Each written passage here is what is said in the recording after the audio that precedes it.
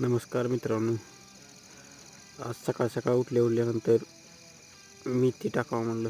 मेथीसाठी सारे तयार केले आहे. प्रथम बघा, ही मेथीसाठी असं सारं तयार केलं आहे दाताळानं.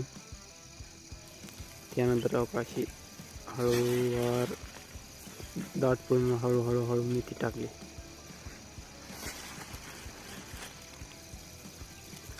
5 किलो मेथी टाकलेली आहे. नंतर मी पण ट्राय केला. नंतर बाग फवारून घ्यावी म्हणलं. बाग फवारायला आले तर बाग सगळी आहे बागेमधलं. भारी दिसते का?